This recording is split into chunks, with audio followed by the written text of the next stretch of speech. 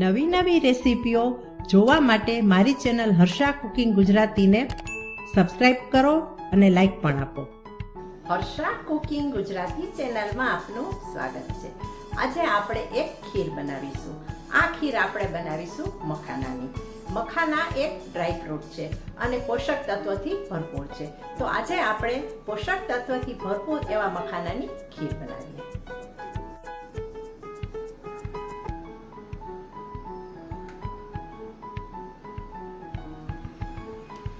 મખાનાની ખીર બનાવવા સૌ પહેલાં આપણે સામગ્રી જોઈ લઈએ. અહીં મેં અડધો લીટર દૂધ લીધું છે, ફૂલ ક્રીમ દૂધ છે.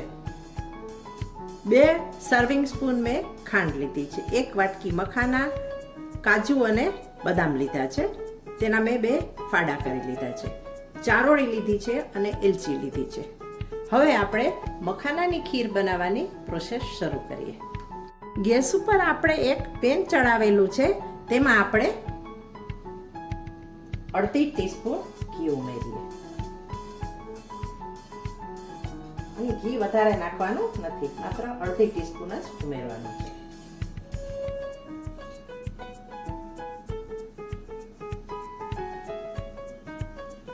ઘી ઓગળી જાય ત્યાર પછી આપણે મખાના નાખી દઈએ. મખાનાને આપણે રોસ્ટ કરવાના છે ઘીની અંદર.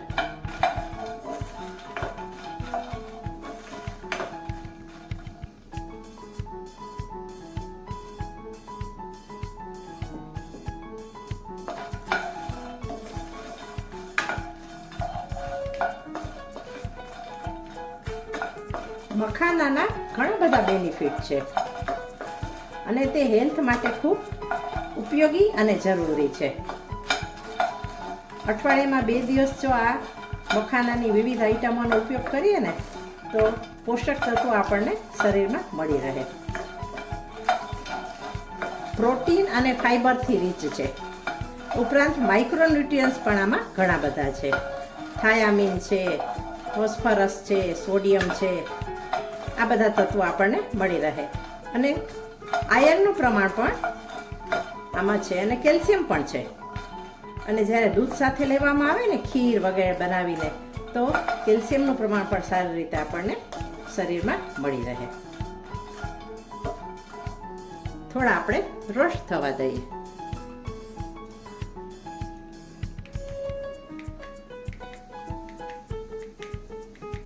મખાના હોય છે તે અંદરથી પોચા હોય છે, જેથી રોસ્ટ કરવા જરૂરી હોય છે.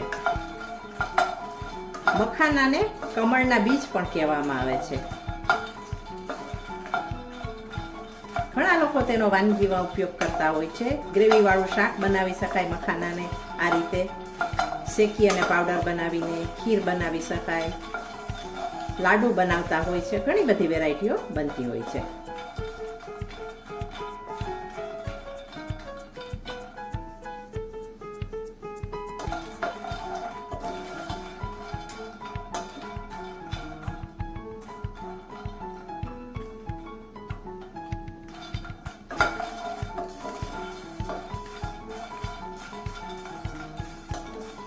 જોઈ શકાય છે મખાના નાના થઈ ગયા છે અને સંતળાઈ ગયા છે. અંદરનું જે મોઇસ્ચર હોય તે નીકળી ગયું છે. હવે આપણે ગેસને સ્લો કરી અને મખાનાને આપણે બીજા વાસણમાં ટ્રાન્સફર કરી લઈએ.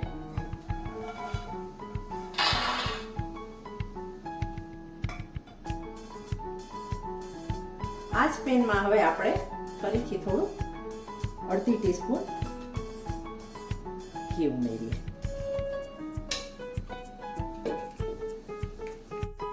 કાજુ અને બદામને આપણે રોસ્ટ કરી લઈએ.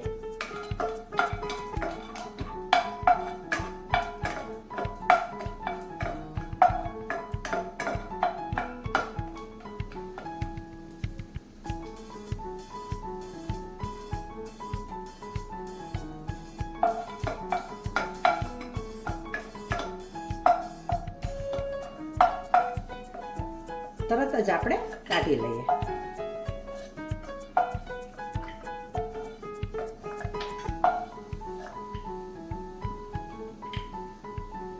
આ જ કડાઈમાં હવે આપણે જે અડધો લીટર દૂધ લીધેલું છે ફૂલ ક્રીમ તેને ઉમેરીએ.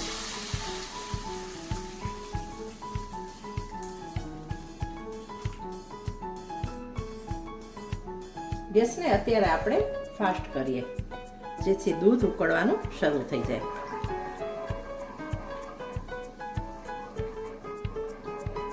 દૂધમાં આપણે ઉભરો આવવા દઈએ.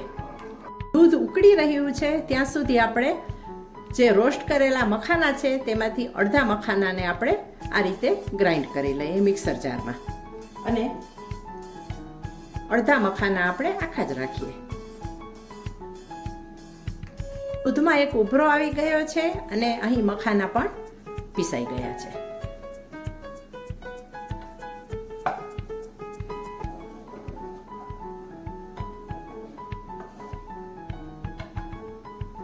હવે આપણે દૂધની અંદર આ મખાનાનો ભૂકો એડ કરી દઈએ.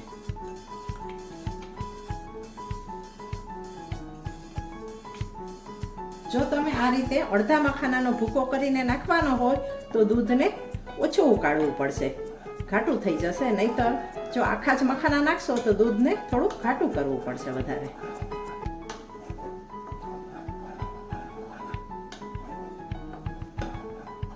ખૂબ જ સારી રીતે આપણે મિક્સ કરીએ.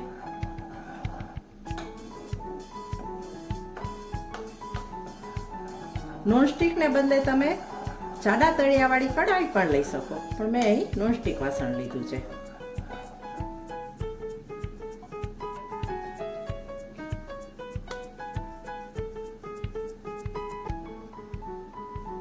આપણે હવે ઉમેરીએ ખાંડ.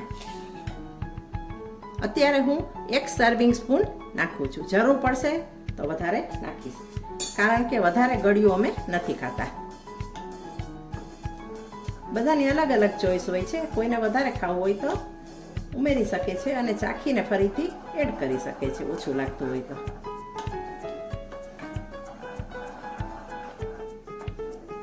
દૂધને આપણે થોડું ઉકાળીને ઘાટું થવા દઈએ.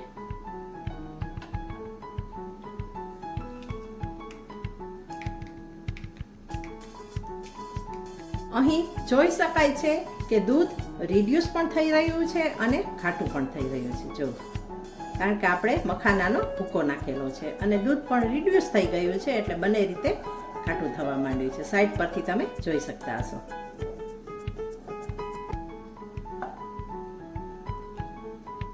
હવે આપણે ચાખી લઈએ ખાંડની જરૂર છે કે નહીં. જો તમે ગરબાના કે માતાજીના પ્રસાદ માટે આ ખીર બનાવતા હોય તો ચાખશો નહીં, એમ જ ખાંડ ઉમેરી દેજો.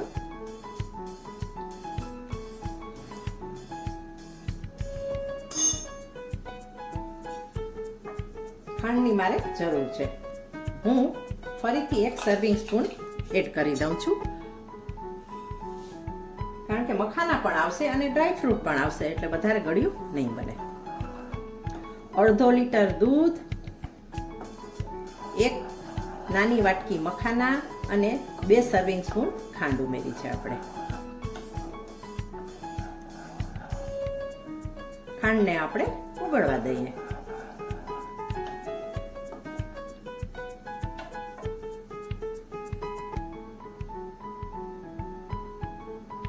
હવે આપણે ઉમેરી દઈએ મખાના. એકદમ સરળતાથી બનતી આ ખીર છે અને પોષક તત્વથી તો ભરપૂર છે. ફૂલ પ્રોટીન અને રીચ ફાઈબર, સાથે સાથે કેલ્શિયમ અને માઇક્રોન્યુટ્રિયન્ટ્સ.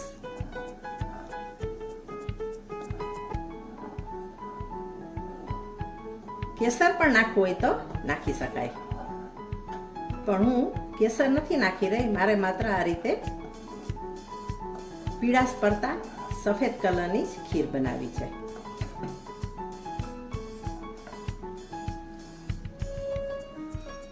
હવે આપણે એડ કરી દઈએ ચારોળી, એલચીનો ભૂકો. જાયફળ પણ ઉમેરી શકાય પસંદ હોય તો.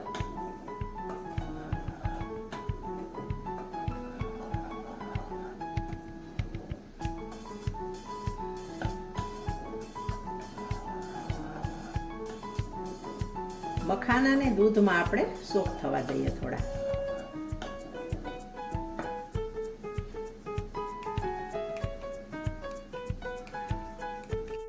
હવે આપણે ઉમેરી દઈએ ડ્રાયફ્રૂટ.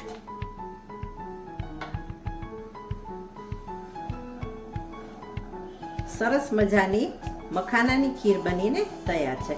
માત્ર 15 મિનિટમાં જ તૈયાર થઈ જાય છે. એકદમ ઘાટી, ક્રીમી અને ટેસ્ટી અને ડિલિશિયસ.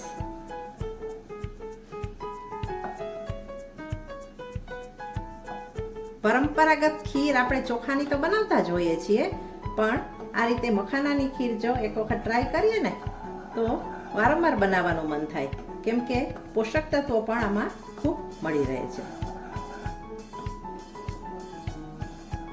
ગેસને આપણે બંધ કરીએ.